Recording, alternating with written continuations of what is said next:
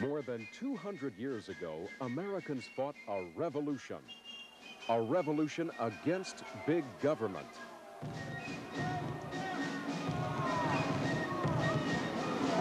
He has erected a multitude of new offices and has sent hither swarms of officials to harass our people and eat out their substance.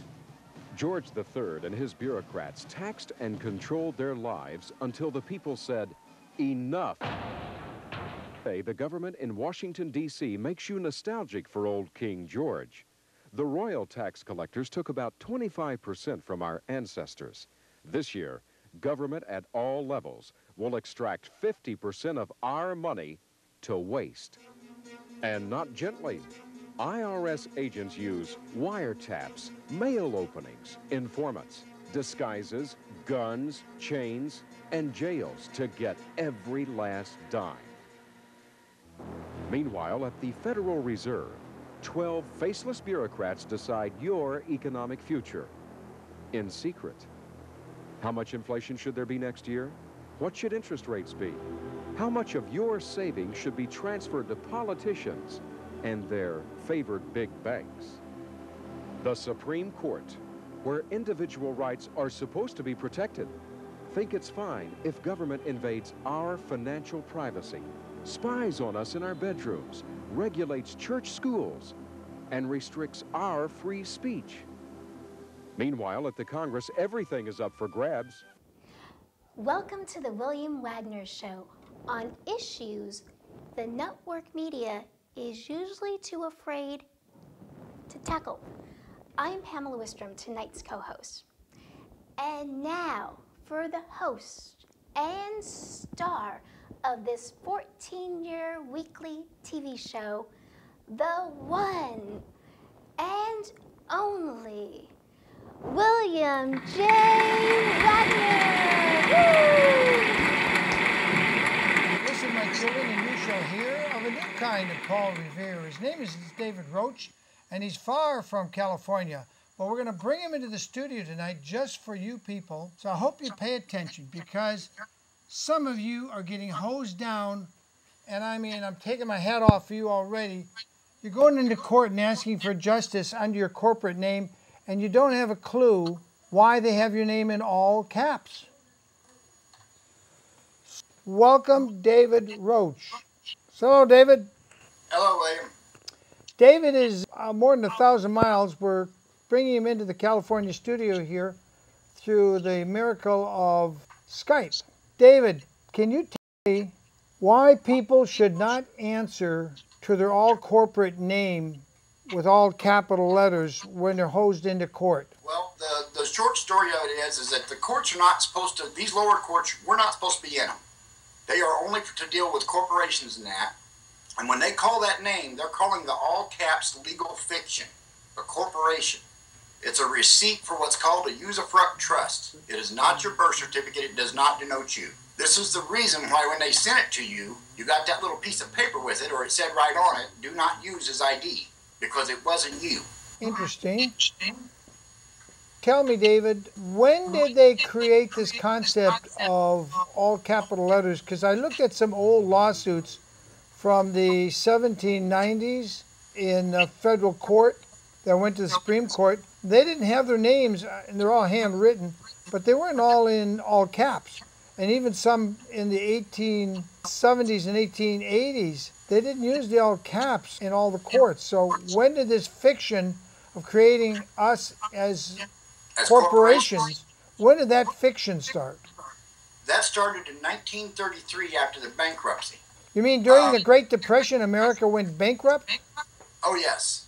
People think I was pals with George Washington, Jefferson, but actually I was born much later. I wasn't even born in 1933, so you're supposed to laugh, people. Well, we got a sad audience here. We're pretty sure at this point that by 1936 that there was no gold left in Fort Knox. The bankers had already taken all of it. So what was it that Ron Paul, when he was a young congressman and he demanded to see the gold in Fort Knox, They took him in there, they opened up a vault, and he saw something. He told me he saw some gold bars, he saw some silver stuff, but the vault wasn't full, and he didn't actually go in to lift any bars out and looked behind the bar to see what was behind those. Just because there's a little bit of look good there doesn't mean it belongs to the American people. Okay. We were sold out a long time ago. So in 1933, after only 20 years of the Federal Reserve being in place, Yeah. they, the bank gangsters, and people, you have to read the book by Griffith called The Creature from Jekyll Island. It explains the massive conspiracy, and this is not theory, people, this is not conspiracy theory, this is conspiracy fact, and it's well documented. And before Griffith, there was a guy named Mullins, and Griffith got a lot of his information from Mullins. You got to go read that book so you understand that America has been under attack by the bank gang. I call them the bank gangsters. We've been under attack ever since the revolution, and the treaty was signed in 1783. They never gave up because they think of us as the colonies, the bankers, the British bankers. Don't you agree with that, David? We still are a British colony. Well, they think we are, but I grew up as a Boy Scout thinking I belonged in the United States of America, and I was red, white, and blue, a free man. Well, yeah, but see, if you go to the Treaty of Versailles and you read the Treaty of Versailles, it denotes and tells you there specifically that we are still a British colony. What year was the Treaty of Versailles? The Treaty of Versailles was, and I don't think they meant for that to be in there, for that little information to be out. What people don't know is that the bar itself, the British Accredited Registry, or also called the Lawyers Guild, was created by the bankers. Explain, because I'm sure even some lawyers watching this tonight here in Santa Barbara County are a little shocked to hear that. When they created the UCC, they had to create an organization of people who were trained in the UCC. And that is how the bar came about. The Universal Commercial Code. And the UCC is adopted by Switzerland and most of Europe. You pretty much can't do business if you don't have lawyers that understand the UCC. Right. You can't do business internationally if you don't have people who understand the UCC. Otherwise, you'll lose your shirt tails.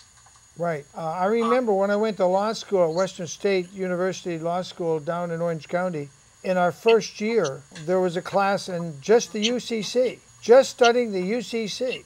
That was a whole, I think it was a 2-credit course. You had to learn that in the first year of law school. And I'm not a lawyer, by the way. I never took the bar, and I don't want to take the bar. Well, you can practice law without being a member of the bar. Yeah, explain that to people.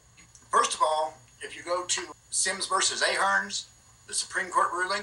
Sims versus Ahern. Yep. It tells you that they cannot license any occupation of common right. They don't have the authority to do it. Okay? The practice of law is an occupation of common right. And then if you go to... I didn't know that. If you go to Swear versus the Board of Examiners, the Supreme Court stated right there that nobody can license the practice of law.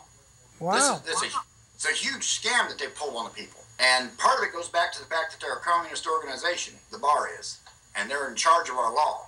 You're not talking about the separate bar that was founded with only communist members of the bar, that small bar association, I forget the name of it. You're saying all bar members, California bar, Virginia bar, Wisconsin. The entire bar association. It's all of them are communist. It's one giant national bar association around the world, and all it is different legs of the bar in different countries. So even the AMA, the American Bar, is part of a communist organization, and they were denoted so in 1950 by the 81st Congress because they were caught shipping ammunition to Adolf Hitler and caught attacking the American public school system in order to dumb down the children. Well, they certainly succeeded with the school system, didn't they? Oh, yeah. They made it a mess. I mean, I talked to a kid here a while back ago that he had graduated school and he didn't even know what our Constitution was. Yeah, that's pretty sad. Tell us again about the Usufruct Trust. The Usufruct Trust, the word usufruct, when you look it up in law, what it tells you is it is a way by which you enjoy the means of another. The reason this usufruct is created is because after the bankruptcy, the people were was securitized for the federal corporation, also what they call their government's debt. See, when the bankruptcy happened, the government ceased to exist except for in name only. And they became a federal, they were already a corporation. You go to Title 28, 3002, Section 15A, and it tells you that they are a federal corporation, not a government. Title 28. Yep, Section 3, it's 3002. We'll have to look that up. I think I will take time to read it. So that's what created the corporate fiction of us individuals as corporations. Well, that's where the government got denoted as a corporation.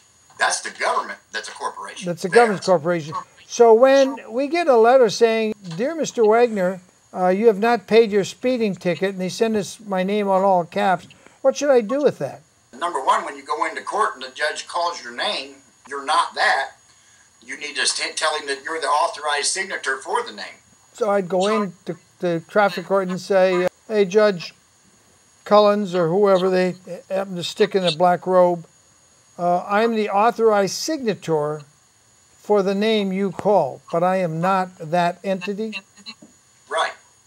Because if you claim to be that name, you're committing a fraud. Because that name is an all caps corporate name.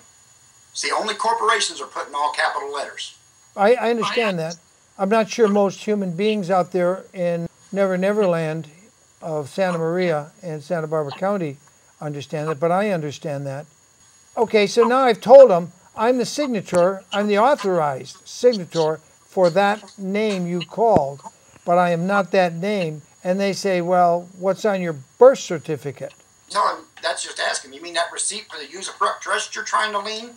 Because, see, that's what they're doing. They're making all kinds of money. These lower courts, after the bankruptcy, and I emailed you a whole list of laws that deal with this, they were supposed to be discharging the nation's debt because we had no lawful money left.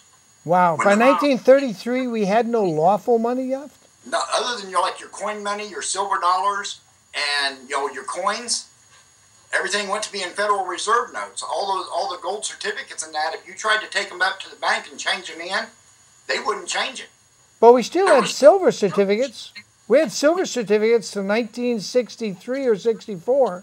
You try to change one in, you couldn't get silver for it. Not today. Unless you got a silver dollar. No, not today. But in 1962, I heard that they were going to do away with the right to exchange your silver certificate, which was a Federal Reserve note. They were going to do away with your right to trade that in and get an actual physical silver dollar.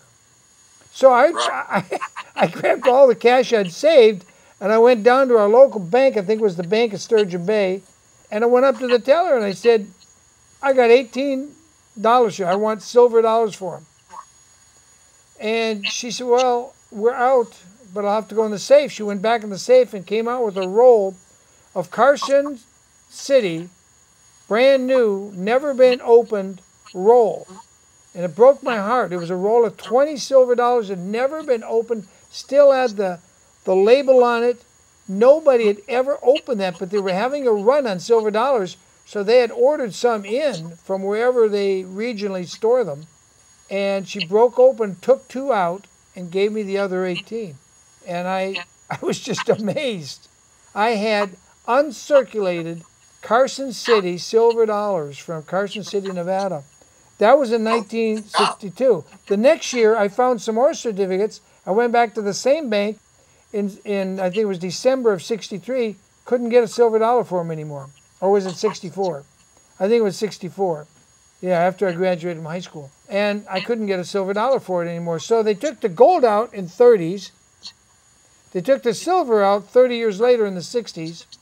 And all we got now is junk nickel and whatever they use, nickel copper coins, and paper. And it's fiat money because they can create it willy-nilly whenever they feel like it. I want to have that power, David. Well, there's been over 6,000 fiat currencies in recorded history. And they've all failed except the one we're using right now. They've all went to zero. Yeah, they all went to zero value, and ours rapidly going to zero value because I remember, you may not be old enough, but I'm old enough. I remember taking a silver dime, going down to the Donna Theater in Sturgeon Bay, Wisconsin, and for a 10-cent silver dime, I got to see the matinee. During the week, I think the price was 15 cents. But on Saturday and Sunday, when the kids are out of school, for a thin silver dime, I got to see the whole matinee. And some days, they had a promotion where you got popcorn and to go in for a silver dime, and they gave you free popcorn. Catch was, when you got the free popcorn, you got thirsty, so then you wanted to buy a drink. And that was another 15 or 20 cents. So they got your money. But this Usufruct Trusts, is that stated in the law in 1933 as part of the bankruptcy? You find out about you basically just do a search on Usufruct, and when you go through it, you start finding out things, and then pretty soon you're able to put it all together, because it's something that's really, trust law for one is really difficult to understand. It's a real pain in the neck. But the Usufruct Trust, we discovered it when we found out about the SKBU Trust. Thanks to the SKBU Trust, we are all considered dead in the eyes of the law until we come back and claim to be as the living person, or the living soul. They basically look at us as though we're dead when we walk in that courtroom. Well, in many cases, your money's dead because they're going to take it all once you get in there. One way or another, they're going to find a way to find you guilty. It bothers me that the prosecutors work for the government, the judge works for the government, and often if you get a public defender, he also works for the government. Who's on your side?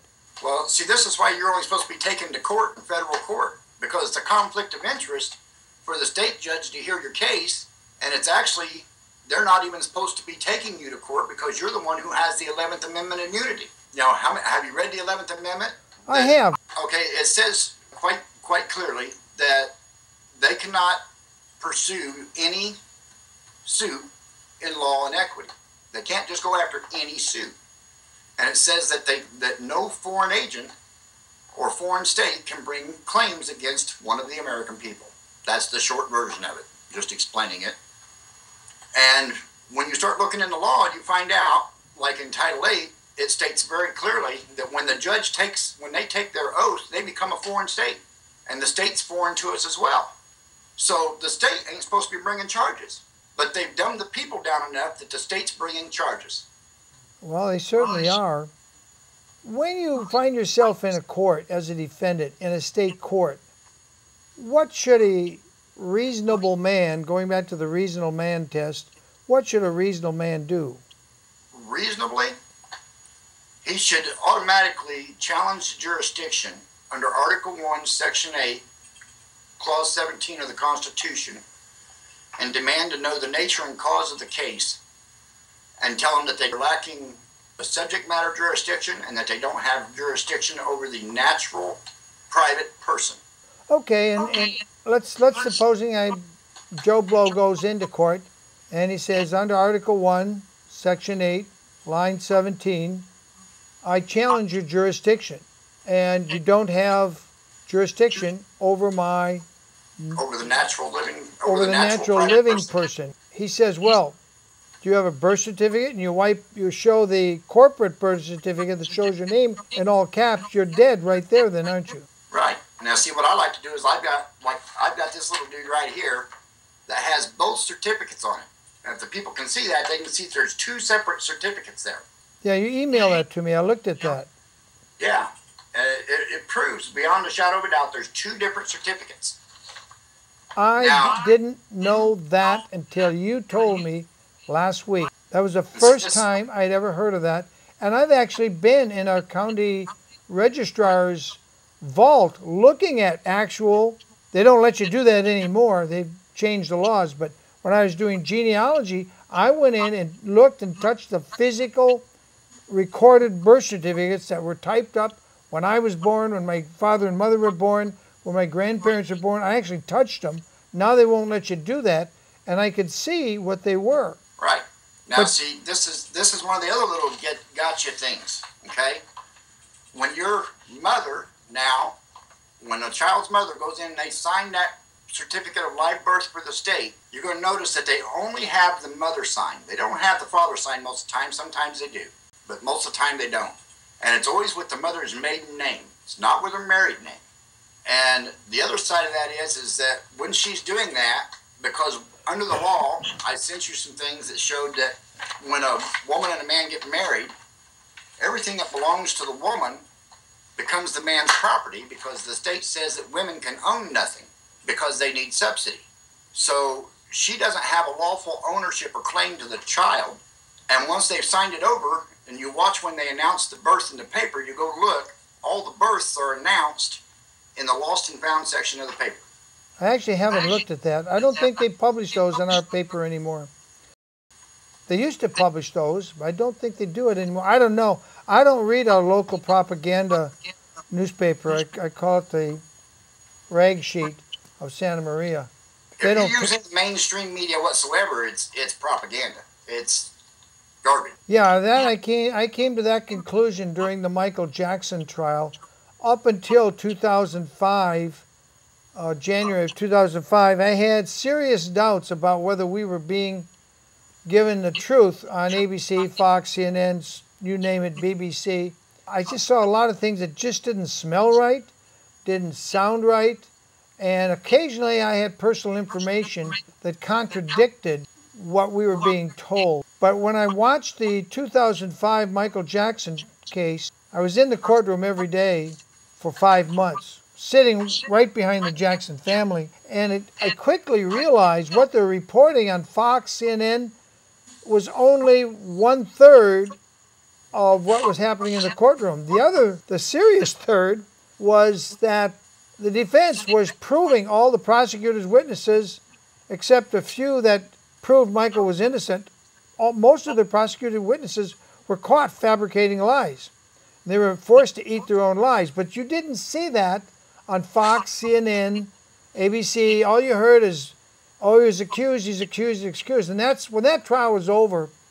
I was glad. I was doing my own TV show already 5 years. And that's why I started doing it. I didn't see truth coming out on television anymore. And in fact, locally, David, we used to have a reporter for CBS Local that would report from Sacramento. And we'd get a report about 10 minutes of important legislation in Sacramento. That stopped, back around 1986. We stopped getting real live direct reports from Sacramento. Now we don't get any news. We don't know what they're doing up there. And that's how they managed to retroactively pass something you wouldn't have heard about, David. It's called SBX 211. That made it retroactively legal for California judges in Los Angeles to take bribes. Oh, yeah, actually I have heard about that. That was in 1982. No, it was in 2009. It was 2009 they passed SBX-2-11. It was an emergency session, and Governor signed it into law around midnight, and that was because of the Sturgeon case. And what it proved is that the County of Los Angeles, as a corporation, lost no lawsuits for almost 2.5 years except one. How can you have 10,000 lawsuits in a county as big as Los Angeles, and the county always wins every time, whether the defendant or they're the plaintiff? They always won. And a guy named Richard Fine, you'll pull in Richard Fine, like good, better, best, fine. Look up Fine on my YouTube channel, and you'll see extensive interviews I did with him after he got out of 18 months in Los Angeles jail for contempt of court for winning. The contempt of the court was that he won at the appellate level and proved these judges took bribes. So what they did in February, in 3 days, the 400 judges of Los Angeles, in February or January, they went up there. Their lobbyist, I think his name was Mongolian, went to the legislature, which is primarily made up of lawyers, and they said, we need this legislation to pass because we can't put 400 Los Angeles judges in prison. It won't smell right. People will realize that our courts are corrupt if we take all the judges. But what had happened in you have to go back a little bit. In 1982 or I think it was 1988, passed a California law where we no longer paid our judges by the county. All the judges and all municipal judges were upgraded to Superior Court judges, and the sweeping law made them all state of California employees. And in that sweeping law, they said the judge can only take his state salary and can take no gifts or money from any other person, and a corporation is a person, is a legal person. You know that, right, David? Right. So the corporation of Los Angeles County kept paying their judges anyway. And that was a felony by the Corporation of Los Angeles. It was a felony by the judges to take it. They were in clear violation of the law. So we had this, and they're still doing it. Only Sturgeon case came along, and Richard Fine and a few other lawyers said, why are we losing? All the facts are in our case, and the judges rule against us. We appeal it, and the appeal judges rule against us. All the facts support us. The law supports us. So Richard Fine did some background work, and so did this other guy, Sturgeon, and they discovered you couldn't beat Los Angeles in Los Angeles County because they were all taking what is technically bribes. So when it came up, the judges were a little bit miffed.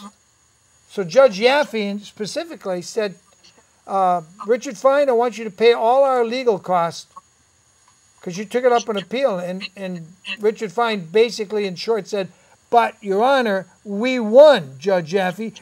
I won, Judge Yaffe, so you have to pay my court costs. And the judge said, no, you're going to pay our court costs. I order you to. Well, David, see how ridiculous this is? The losing side are the 400 judges. In fact, they just had Sturgeon, too. And it was heard in Orange County, and I just happened to be down there for the Pam Ragland case. And at the same time, Pam Ragland was having her case, their first day of testimony. On the other side of the elevator doors, in another department, the Sturgeon 2 case came up, and they were appealing this SBX 211 or something related to it. I was amazed how quickly that judge, I forget his name, I think it was Kwan, it was a Korean judge, I think. He shot that down really quick. Motion denied. And it was over like in 5-10 minutes. So basically in February, SBX 211 went back and said, we're going to go back retroactively way back to 1988 when that law was enacted, and we're going to call this incentive pay. So for the judges to come and be a judge in LA, it's now incentive pay. It's not a criminal act. And they made it retroactive. David, what kind of a country do we live in when they can make retroactive law so when certain criminals are found guilty, they don't go to jail? What kind of a country is that? Well, the Constitution specifically says that they cannot make retroactive law. And now, speaking of this little incident here that you're talking about, how many people know about the 42 judges who went and complained about their salary being diminished by inflation? Well, what state was that in?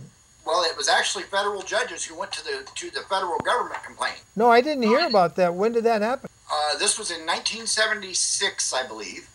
But anyway, the end result of this was that all the judges across the country were given unimpeded access to the coffers or CAFR funds, if you will, from traffic court. That's why they want you guilty so bad in traffic court. Yes. See, they can go in there, and every year they can go in there and they can say, oh, I need $100,000, and they can pull $100,000 out of that account. Out of the CAFR funds from our traffic ticket. Right. Any state judge or only federal judges? All of them. All judges have access to that. And that's not considered part of the regular salary? No. Oh my God. That's considered the makeup pay for the diminishment of their pay by inflation. And in this court case that went on, I'm trying to remember the name of it now, but our darling senators and our so-called representatives, of course, couldn't leave themselves out. They made it so every single senator on Capitol Hill and everything could go in and take out $10,000 a year above and beyond his pay.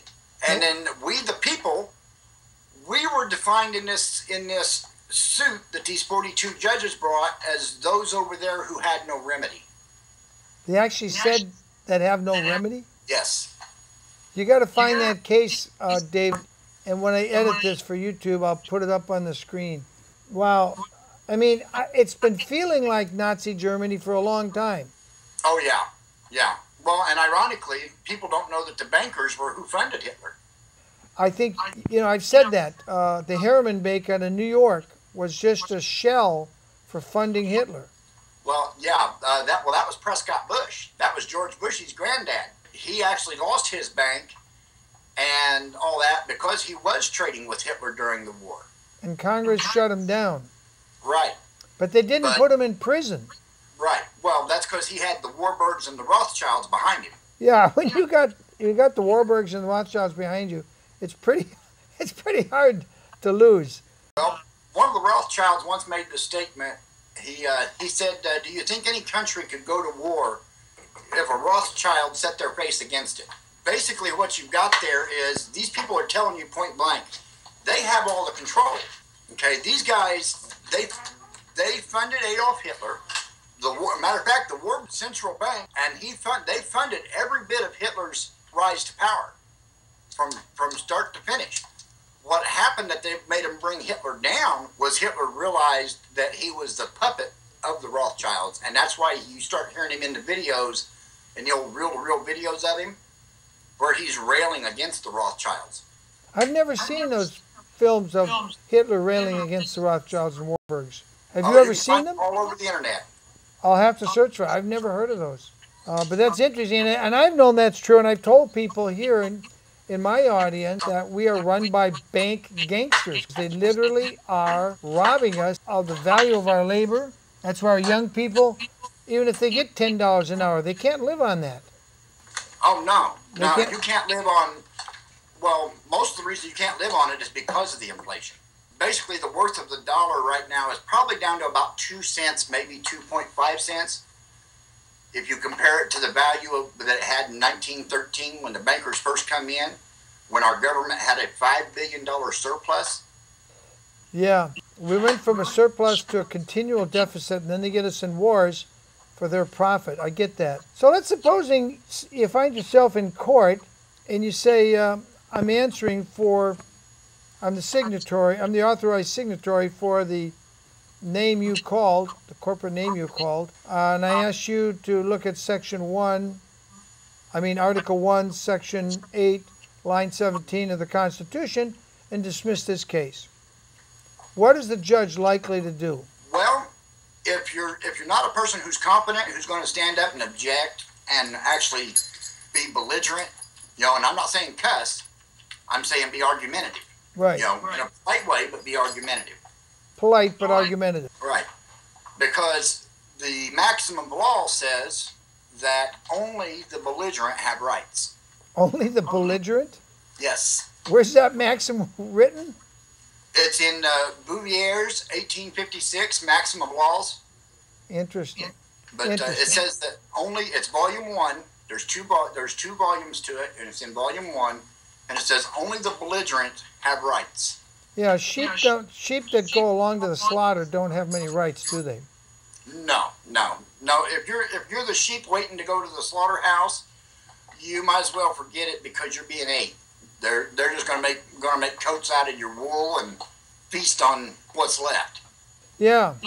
Have you seen our show last week? The first part I put up on YouTube. Yes, actually, I got and where you interviewed Mr. Sprinkle. Oh, not Mr. Sprinkle. I was talking about Lopez when I interviewed. But Mr. Sprinkle's passed away, that a couple of years ago. But did you like it? You didn't know that? Oh yeah. No. Charlie Sprinkle passed away a couple of years back, but did you like that interview I did with him? Oh, yes, loved it. I would have liked to have gotten to meet that man in person. I did meet him in person several times. He was on his way to, at the time he died from cancer, he was working and he was going to bring me all the evidence and proof on proving that Ventura County judges were illegally hiding the notices for sale of houses foreclosed on illegally. And one judge, I think he said, had over 100 properties between his daughter, himself, and his wife. And the reason nobody else was getting these properties for pennies on the dollar, according to Charlie Sprinkle, was that the law in California requires them to post a public notice in 3 public places. So they'd post one in the basement of the Ventura courthouse, one in the ladies' bathroom of the courthouse, which is public, and one in some obscure place out in the town where nobody would think to look. So they've complied with the law, but nobody's going to see those notices, and the only people that show up is the judge's daughter.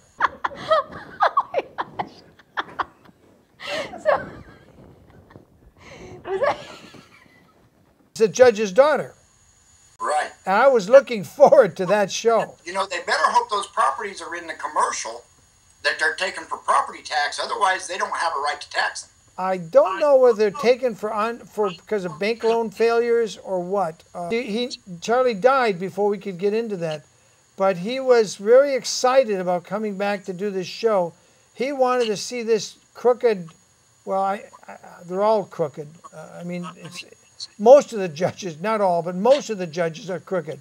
I would say Judge Regali hasn't been judged long enough. He's only been there, I think, 8 or 9 years. He hasn't been there long enough to get crooked. But when they've been there about 20, 30 years, they see all the corruption the older judges get away with, and then they start doing it, and nobody ever calls them on it. Well, let me tell you what, if they're a member of the bar and they've actually been actively practicing law as a lawyer, or as an attorney, I should say, because an attorney and a lawyer are not the same thing under law. Well, explain the difference. Okay, a lawyer, when you look up the definition in the books, it simply says one who is learned in the law. And we're not talking about the Admiralty Maritime Law, which all these courts are operating under. We're talking about the common law, which is the common rights and usage of the people. Protected under Amendment 7. Right. Now, you go to Chisholm versus Georgia, the Chisholm versus Georgia ruling, the Supreme Court denoted that only the common law could be applied to the people. So traffic court law cannot be applied to the people. Well, they're doing it because they're tricking you into putting the wrong plate on your car. They're getting you to list your car as though it's in the commercial. You see, if you go to the courthouse, I think it's in the assessor's office. We have to keep finding it because they keep moving it. But there is another plate there that's for private individuals. Really? How do we find that? Well, we were looking for it for a while because we knew it existed, and then we had one of our guys who down in Florida. He got to going through all the records, and he dug and dug and dug for 3 or 4 days, and finally found where they had the plate in the assessor's office of the courthouse. You see, it used to be at the BMV, at the Bureau of Motor Vehicles. But they went and moved it because there were so many of us who was finding out that if we got this plate, we didn't have to have driver's license. They couldn't make us carry insurance and all this other stuff. But if they get you to plate that car and register it, you no longer own the car, because now that you've registered it, you've promised it against the nation's debt. And with that plate on the back of it, you are claiming commercial use of that vehicle. So going into court and saying, Judge, I was locomoting in my private conveyance, I was not driving, doesn't do you any good because you got a commercial plate on it. Well, if you're in that situation, the best way to beat that is to denote the definition for driver, which says you're being paid. Okay, and then the first thing that I like to do in this instance is I stop the police officer from ever testifying, because trial rules says they have to give you notice of who's going to testify within 10 days before the hearing, and if they don't do that when they call him, you can stop him from testifying. What's that case? It's trial rules. It's in the trial rules. Which trial rule? Of what state? Well, here in Indiana. Would that be the same in California here? Yeah, it may be under a different number, but it's the trial rules are the same for every state. They tend to just bounce the numbers around a little bit and change the places for what's what, you know. But see, if you go to Article 4 of the Constitution, it says that they are required to give full faith and credit to all laws of all states. So if you can't find your trial rules, you can denote the trial rules of another state, and they have to honor it. Interesting.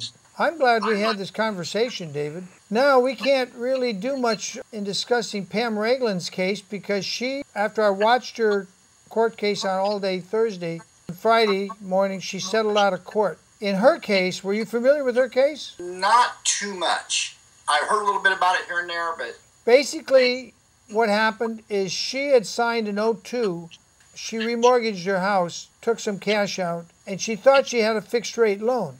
But they did a switch, and her claim was they forged her signature on another note that was a variable rate. That was their first felony, the bank's felony, which was called Downey Savings. I think it was called Downey Savings and Loan. Then her rate went down for a little while under the variable rate. She didn't notice that she was having automatic deductions made from a specific account. So she didn't notice it. She thought, oh, I got a little extra money. She didn't worry about it. And then the rate went back up. And when the rate went up and her payment jumped $400 some in 1 month, she called the bank and said, hey, what goes on here? And they said, oh, you got this kind of a loan. She says, no, I don't. I went in to get a fixed rate. Then they had a broken chain of title on her note. Then they committed fraud by telling her one thing and doing another. So when she started to testify and she started bringing this up, they were objection, objection, objection, objection. And I was pleasantly surprised to see the judge, who denied my media request to get this all on tape. The judge was ruling in Pamela Ragland's favor, and the bank, which is now the U.S. Bank, they took over Downey Savings, they were pissed. The judge was shooting him down again and again and again. By Friday morning, they had upped the offer and they settled out of court, and now she's got a gag order, the out-of-court settlement. So I'll never find out exactly how much she won, but based on what she told me on Wednesday, when I did have an interview, and we'll run a little bit of that tape here. I think you'll be able to hear it, David. We'll run this tape. This was done 2 days on Wednesday before the Friday where she made her out-of-court settlement. She was pounding him pretty good. Officer of the bank, and they knew what they offered me and they knew what I got, but I never realized. Do you remember that officer of the bank's name? I don't. I wish I did. I'm sure I have it written down. Was that the U.S. Bank at that time? Right. At that time, it was Downey Savings, and they later became U.S. Bank. That's right. So I started calling. I heard a couple months later, I paid my payment, the new payment, but my grandma died, and that extra amount of money it was just, I could do it, but it was getting difficult. And so I kept up with my payments. I started calling about modifying my loan because I heard about this modification thing. And this was early on before most people knew about it. And nobody called me back. I called and called and called. Finally, about March, I just gave it up and I kept paying my payment. And about April, somebody suddenly calls me out of the blue and says, you know what, I don't know why you're calling because your loan's not behind. And so I explained the situation, and they said, oh, we can modify your loan. And they gave me some terms, and they said, they ended up calling me back, and they said, listen, don't pay your payment, don't worry. The worst thing that happens is a late fee. We're going to get this done for you. So I was like, okay. But then there was a matter of a $1,000 fee that they wanted to charge me. And I said, I really think that you ought to waive that fee because you knew that my loan was forged and you didn't do anything about it. So I think that you're also accountable. So they went to check, and it was the last day of my payment. It was the April 16th, and I had never had a late payment, and I was getting nervous. And so I called up and I said, you know what, this is the last day. What happened with that $1,000 fee? And they said, oh, they're not going to waive it. And I said, did you tell them that my loan was forged? And then he said, well, do you want me to talk to a supervisor? And I said, of course I want you to talk to a supervisor. And I was thinking to myself, who did you talk to? Like somebody at the water cooler? Oh my gosh.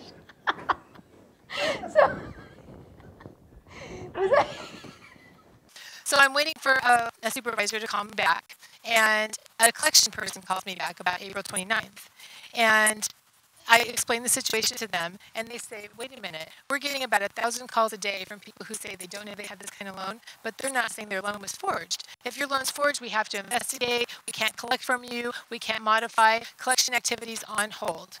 So I end up talking to 2 supervisors, and they tell me that. What year was that, Pamela? They said it's on hold. That was in 2008. That was April, I can tell you exactly the day, that was April 29th, 2008. And so I'm thinking that they tell me that they're going to put my loan illegal, they're going to investigate.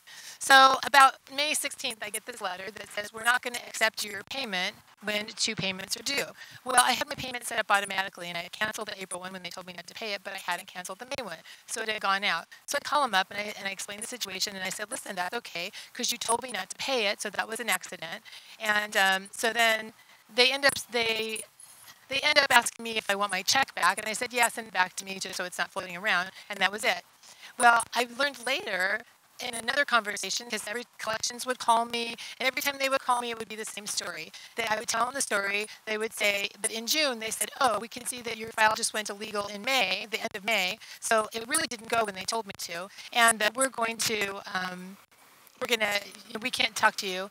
And so they tell me, we can see that your loan just went into legal in the end of May, and don't worry, legal's going to send you some paperwork, and you'll have to respond to it, and so forth. So I'm thinking my loan's in legal. Meanwhile, nobody ever tells me that I need to pay. I tell them the whole story every time, and then they tell me the same story every single time.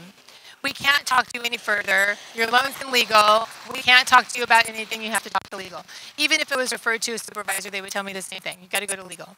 So I'm thinking my loan's in legal. In the end of July, I get a notice of default. And I call up, And it's July 15th. And I remember it vividly. And I talked to a lady named Leanna. And I said, is my house really in foreclosure? You told me you were investigating the forgery. I explained the whole thing. And she says, oh, legal made a mistake. They were supposed to set a flag in the computer and they forgot. So I said, okay, so take it out. And she said, I can't do that. Only legal can do that. So your attorney needs to write them a letter. So I said, well, I'm getting concerned about that because supposedly my file's been being investigated. I haven't heard anything. My attorney's called. My attorney's written. Nobody's gotten back to either one of us. And I'm concerned that legal is the stopping point, and that having them be responsible for this is the problem. She's like, don't worry, just write on the outside urgent. She tells me what to write. So I go to my attorney, I tell him, he writes a letter. We hear nothing. So finally, I had a second. Finally, about September, I stopped paying my second because I think I'm wasting my money because it's just like this runaway train that's going to foreclose on my house and I can't do anything about it. And then about November, the beginning of November, I heard about this FHA event that was being held on November 1st. So I went to the event, and the lady said, oh, it was Downey Savings at the time. They're terrible. You're going to have to sue. Their investors are terrible.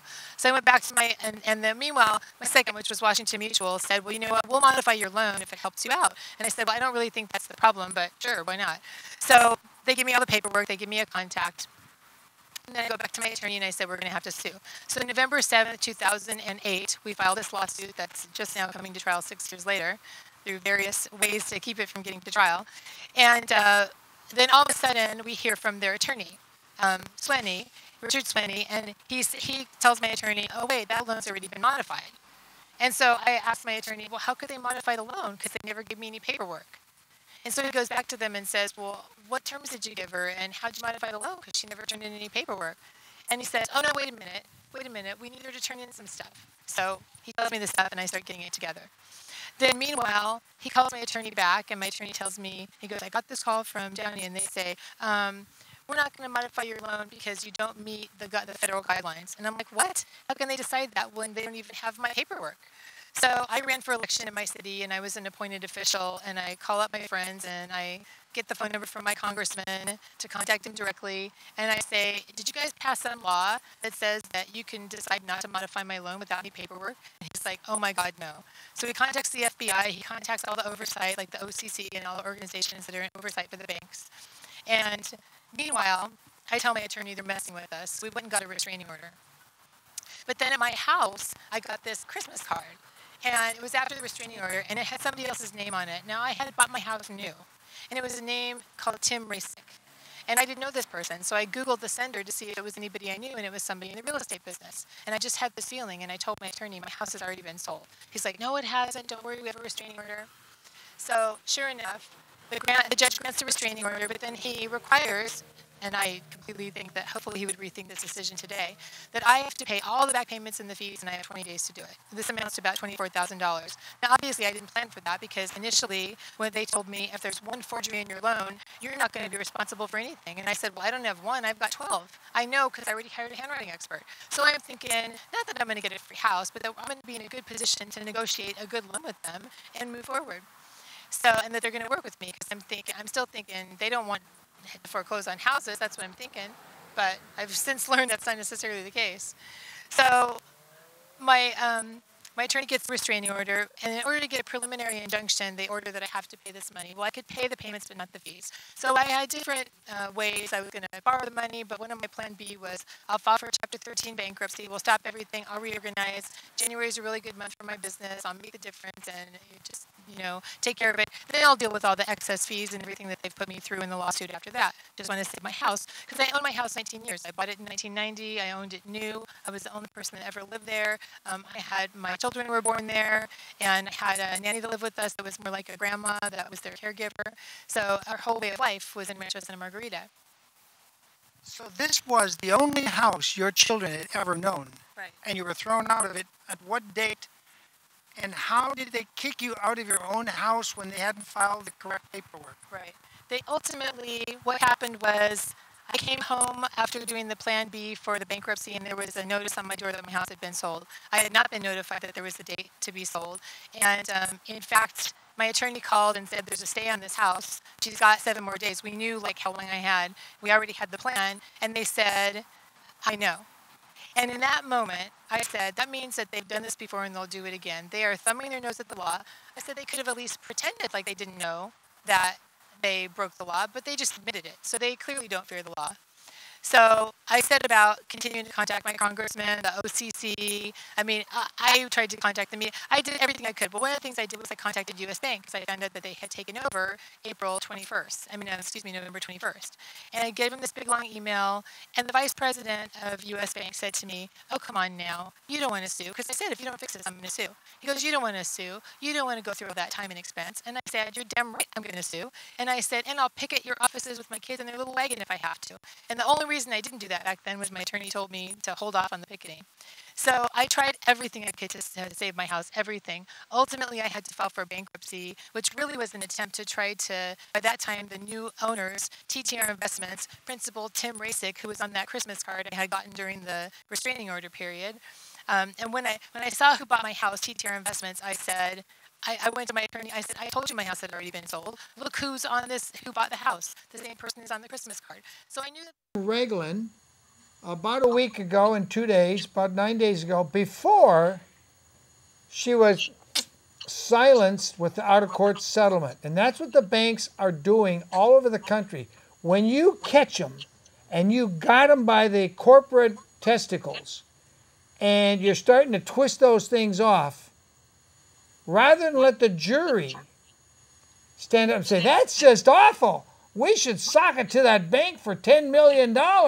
What they put that poor lady through, let's stick it to... No, they don't want to give the jury that chance. So they went to Pam on Friday morning, exactly a week ago, and said, here's a big chunk of money. His answer wasn't acceptable to me, so I went on vacation for 3 weeks, came back, and my loan had closed. So I knew something was wrong, and I started investigating. I found forgery. I hired an handwriting expert. I went into the bank, and with an officer of the bank, went through my documents and showed that I had multiple forgeries in my loan file. Well, fast forward 5 years, what I didn't know is that I didn't have the same loan that I applied for. I applied for a fixed rate loan, but in 5 years, my loan adjusted up like a lot of those loans did. I didn't even know that was possible because my prior loan was a variable rate loan. It didn't do that. Isn't that a crime, Pamela, for someone to switch you from a fixed to a variable without telling you? Isn't that a crime? Right. But you got to shut up. No more interviews. You got to take down your website. You got to not talk about this settlement. Can't tell anybody what we paid you. And you can't tell people how you caught us. You got to be totally silent. And that's the problem we have, David, is there's Mary McCullough did fight it up in Montana. Are you familiar with her case? Yes. I just sent her a letter. She's in West Virginia, federal prison for Montana. They gave her the diesel treatment, put her on a bus, and she's got to sit in those hard plastic things until they get her in prison over there in, I think it's West Virginia. And I just sent her a letter.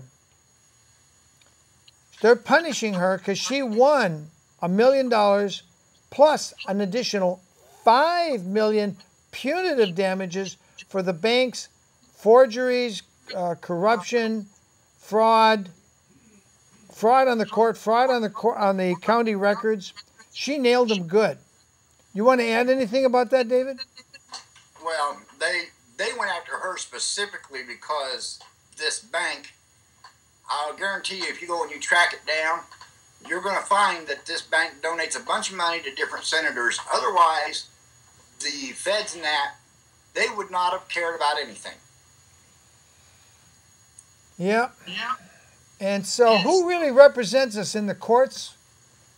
Who represents us in Congress, the House of Reps, or the U.S. Senate? Is there anybody now that Ron Paul is retired? Is there anybody left? Well, some people say that Rand Paul, his son, is still representing us, and then other people are saying that this Trey Gowdy is still representing us. But I kind of look at Trey Gowdy. I don't know that much about Rand Paul, but I've seen guys like Trey Gowdy who come along, and they claim to be representing the people and trying to get accountability. But you notice after about 4 or 5 years, they kind of go quiet and nothing ever happens. And I call those guys just our little showboat guys who are trying to make people believe something still happens when these guys break law.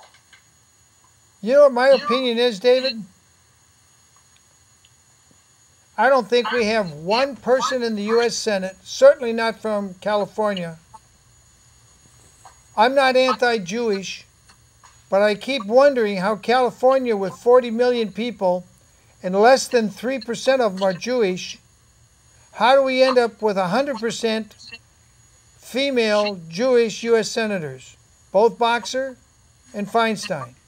How do we end up with 100% representation for 3% of our state population?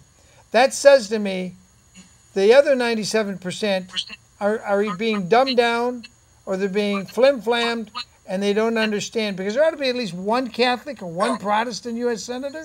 Wouldn't you think, David? Your number two on that was right, because they are being flim-flammed. All them voting machines are rigged.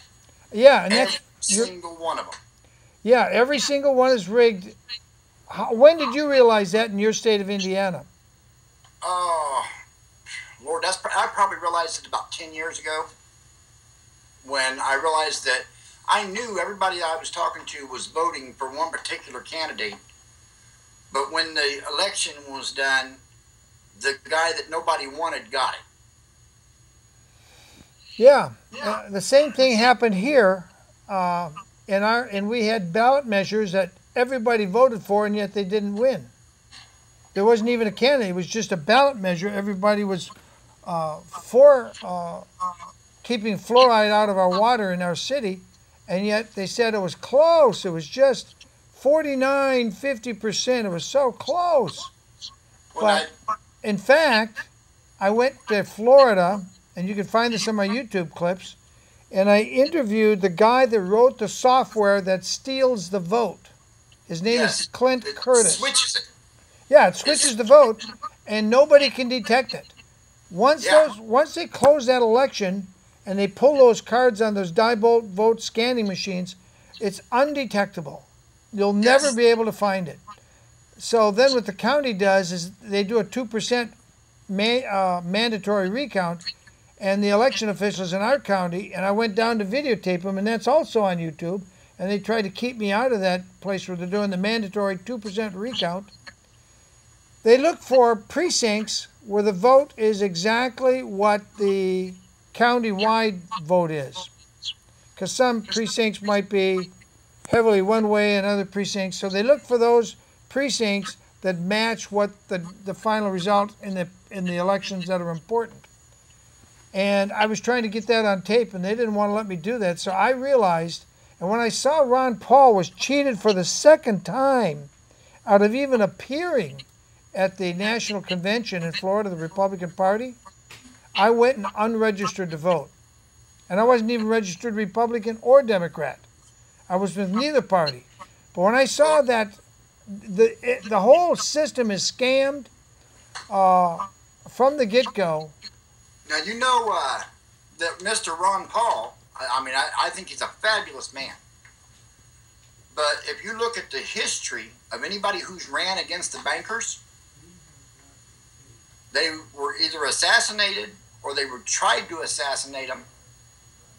You look at Senator McFadden, they poisoned him.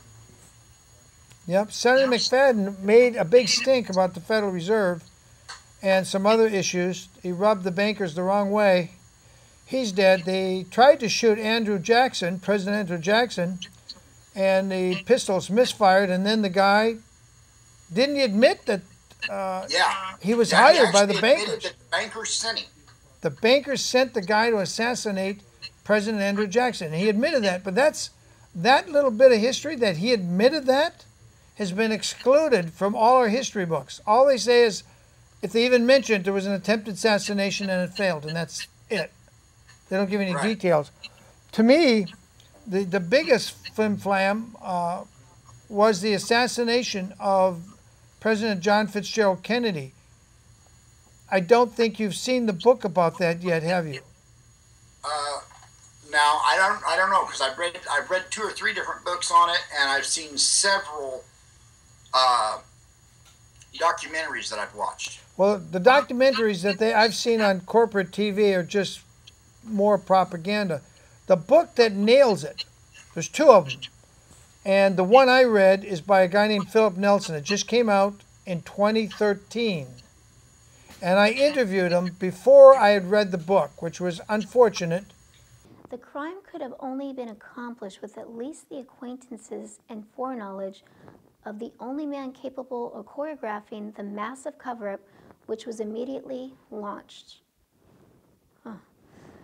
It's axiomatic that since the cover-up started even before the shots were fired, the order for JFK's assassination could have only come from his successor, Lyndon B. Johnson. Oh, my goodness. Patterns. We're talking about patterns today, and this pattern that we had in the past has followed us to now. Now that I've read the book, I have some very detailed and good questions. But the book, I disagree with the title, because I know the bankers were ultimately behind what was happening. The title of the book is called LBJ, the Mastermind of the JFK Assassination. I disagree with the title. It's written by Philip Nelson, published by skyhorsepublishing.com. It's now, I'm told by a gal in Texas, it's available at Barnes & Noble. It's at Skyhorse. On the internet, you can order it for about 20 bucks. I think it's available at Barnes & Noble's for 21. There's the image of it right now on the screen. LBJ, the Mastermind of the JFK Assassination. It's a great book, David, because it's meticulously footnoted and backs up every significant fact, including the conviction of LBJ's personal hitman. His name was, did you know his name? No. It's called Mac Wallace. And Mac Wallace was convicted in the 1950s for first-degree premeditated murder, identified by no less than 5 or 6 witnesses. And guess what his sentence was? In Texas in the 1950s for premeditated murder. I'd say he probably walked with the way you're reacting. He got 5 years probation. Oh, no, that's powerful people working for you. Exactly. And it turns out Lyndon Baines Johnson came from Texas. And that's where this murder took place. Lyndon Baines Johnson had a childhood desire to be president. And the only way he could get there is to get Kennedy killed. And he and Kennedy didn't like each other. The same was true with Ronald Reagan and George Herbert Walker Bush. I've talked to people that were with Reagan in his private suite when they came to him and said, "You've got to take Bush as your running mate or you won't get the nomination." And that was a lie. It was not true. But Ronnie Reagan didn't know it wasn't true. And by this time, he was very popular and he thought he was going to get the nomination, but he wasn't the only contender. So he said, "All right, I'll take him." And in Ronnie's mind, he was thinking, after one term, I'll get rid of him. Within the first 80 days, Reagan was almost assassinated. He came within a half inch of the heart. He died, and Bush would have been president 8 years earlier. And we would have had 9/11 much earlier. And everything else would have happened much quicker. But until you read that book by Philip Nelson called LBJ, the Mastermind, see, I promote that book even though I don't get any kickbacks. But it is so filled with footnoted and documented facts that you can look them up yourself. You can double check it. And I did double check about 12 facts. Every one I checked was exactly, it was there. It was right where he footnoted it. That book should have come out 50 years ago. And LBJ would have been impeached, removed, and probably executed for treason. But Nixon was there at the meeting. J. Edgar Hoover was in on it. And George Herbert Walker Bush, who's still alive, was in on it. Well, now, you know, ironically, something people that has never gotten out into the history and been told is that Bush was actually arrested the day of Kennedy's assassination in Dealey Plaza, running out of one of the stores. He had been identified by several people as one of the shooters. I've never heard that, and that's not in Philip Nelson's book. That might be in the other book. There's another book, and it's in the footnotes of Nelson's book, and it's a longer book. I think it's 2 volumes or 3 volumes. But it's the be-all, end-all, and I need to get that book and read it too. But when you tell people today that our government was subverted 50 years ago at Dealey Plaza, Dallas, Texas, they kind of like, what does that got to do with anything? Well, I would say it was subverted before that. Yeah, but it was a lesson to Kennedy, because Kennedy was going to pull our troops that Eisenhower had put into Vietnam. The Republican Eisenhower had put in some advisors, and it had slowly expanded against Kennedy's wishes. And after the Cuban fiasco, Kennedy was determined to, and he said out loud, and it's documented in Nelson's book, he said, I'm going to send the CIA to 1,000 pieces. I'm going to destroy it. And what Kennedy didn't realize, the CIA was running the government. They had J. Edgar Hoover in their pocket. They had LBJ in their pocket. And the CIA works for, as you probably know, Evelyn de Rothschild, the head bank gangster in London. Well, the bankers created him. Yeah, the bankers created him. And if you weren't going to those elite schools in the northeast of America, you just didn't mix with the right people. And you didn't get in on the CIA. But LBJ stole the election in 1948 to be the U.S. Senator. And right then, that was about when they were creating the CIA. It was going from the OSS to what we now call the CIA. And in the early 50s, LBJ knew all those early CIA operatives and all the people in it. So when they came to him and said, hey, Kennedy's not going to go into the Vietnam War. We need a war to get people killed, make money. Big oil, Clinton Murchison in Texas needs a war. Well, and it wasn't just the war thing. The other issue was that Kennedy had passed an executive order to wipe out the Federal Reserve and make the nation go to printing its own money as is told to do by the Constitution. And he did issue some $2 and $5 notes. And he did order silver dollars to be coined again. Right. And they were coined after he was assassinated, and then they were all melted down again under LBJ's order, because LBJ was taking his orders from the CIA and the bank gangsters. And the biggest bank gangster, and this is what almost nobody knows, I certainly did not know until I read this book by Philip Nelson called LBJ, the Mastermind of the JFK Assassination. A man named Edward Clark, attorney at law, honorable member of the Texas Bar Association. And as you stated before, they're worse than communists. They are communists. He's an honorable member. He was the man that was paying off Mac Wallace and the 3 guys that did the assassination. We think actually there might have been 5 shooters. Philip Nelson proves 4 shooters.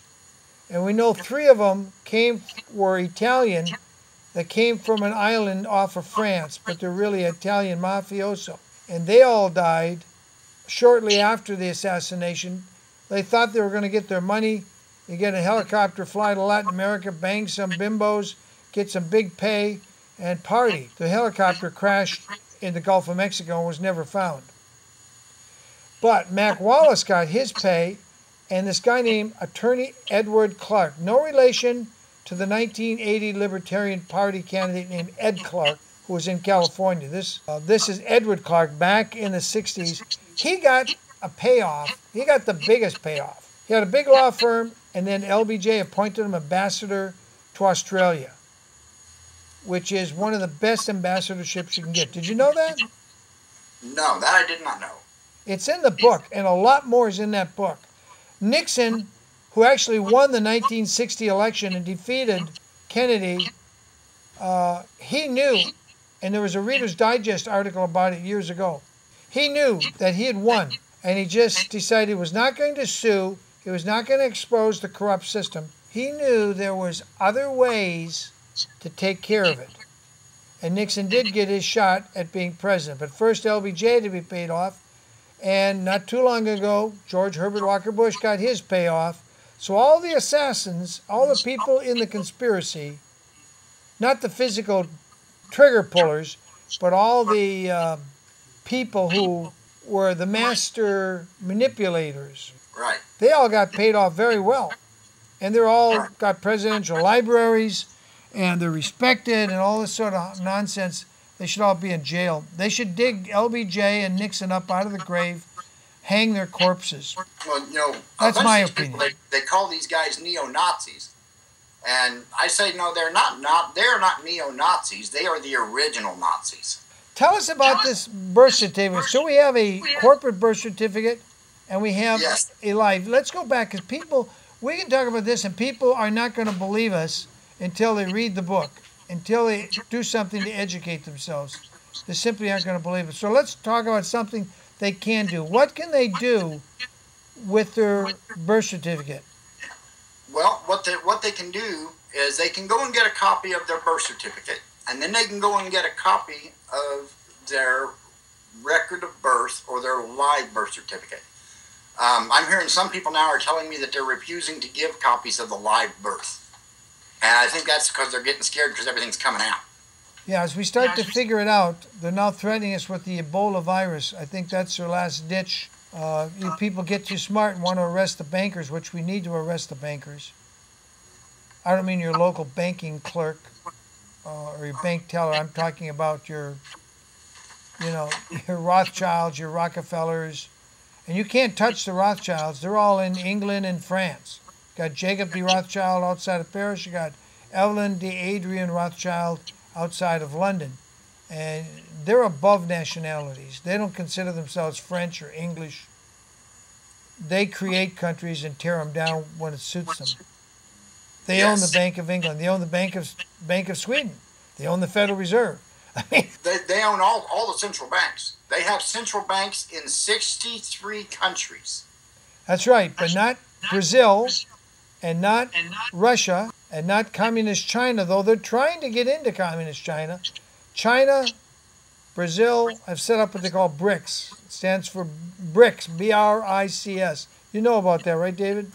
I know a little bit about it, not a whole lot, because I spend more time focusing on the law and trying to figure out how we got from point A to point B and how we can go back to point A and get rid of these fools. I think Pamela Ragland made a good stab. I think Mary McCullough up in Montana, even though she's in prison for trumped-up charges, and what I'm hearing is the very guy that accused her of committing federal felonies, that very man, that specific person, was some kind of bank official who did one of the forgeries on her loan.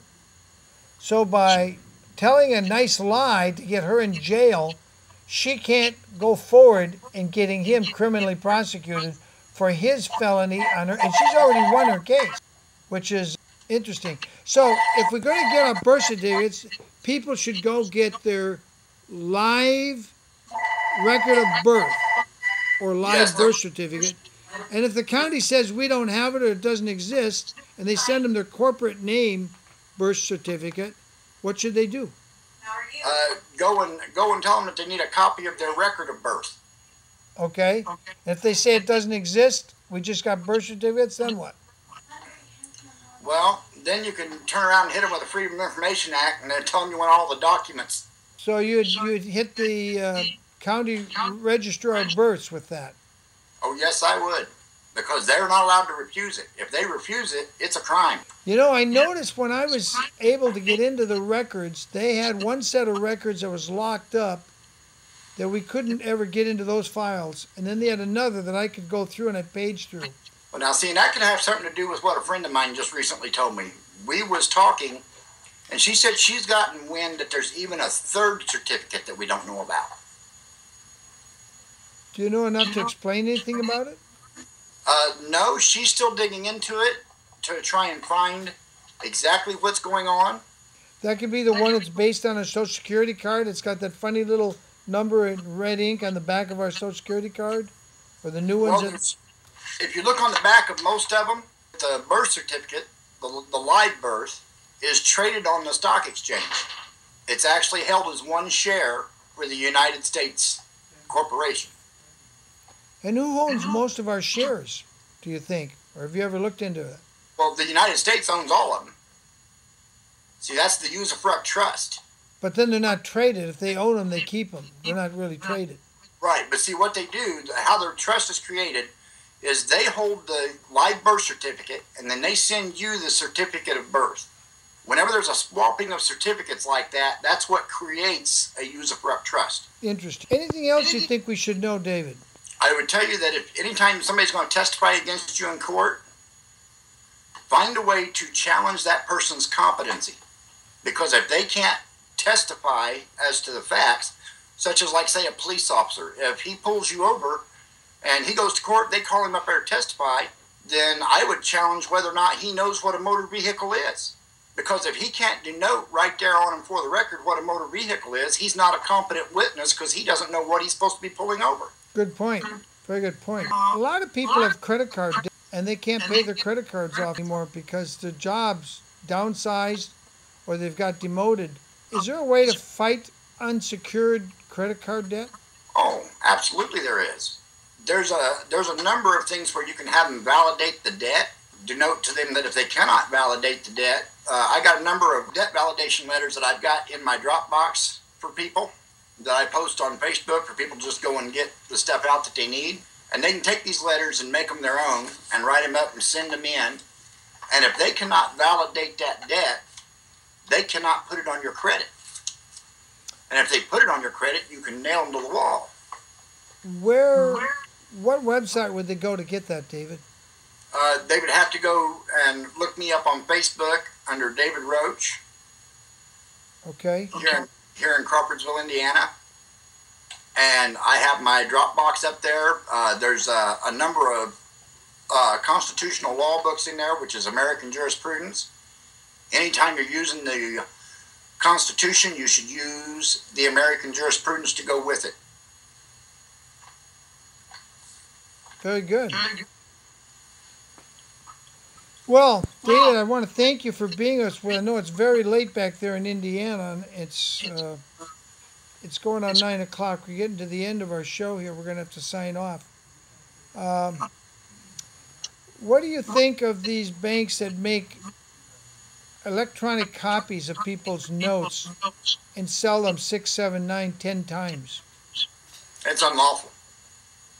Would that make that banker, president, or the person who actually does it, would that make them an unindicted felon? Oh, yeah, because it should fall underneath the statutes of fraud. Because they're taking a banknote and they're making copies of a note and then they're selling it off illegally as though it's the original note. Have you caught anybody, helped anybody that caught them doing that? Well, yeah, we had one lady who had, I think she had somewhere in the neighborhood of, 16 or 17 different banks who had bought into her pool. And she'd been forced into bankruptcy illegally. And the bankruptcy trustee had her on 42 charges when she called me. And I said, well, send me the paperwork and I'll see what I can do with it. And she sent me the paperwork and I looked at it and I wrote her a paper to turn into the court. And when she took that paper back into the court, the bankruptcy trustee came back to the court and he said, Your Honor, I'm sorry, but we have to drop 39 of the 40, it was 41 charges, not 42. He said, we have to drop 39 of the 41 charges and we don't know who's liable for the other 2. So she got to keep her house. So she got her house and the loan payment thing went away. Right. Because she caught him in felony fraud. Yeah, basically that's what it is. So in the last minute we've got here, David, what would be the steps in catching your bank in fraud? One, you send them a certified letter demanding to see your original note and all original documents? Right. You send them a Freedom of Information Act demanding to see all the documents. Number 2 is any note that they bring before that court that they're trying to claim as the original, demand that a licensed document examiner examines that document before the court and denotes that it is the original note, because if they don't have the original, they cannot foreclose. Okay. And what would be step 3? Step 3, I would say that you challenge the attorney or any of them, whether or not they have firsthand knowledge of the note. Anybody who's having anything to do with it, challenge whether or not they have firsthand knowledge, because only firsthand knowledge is admissible as evidence.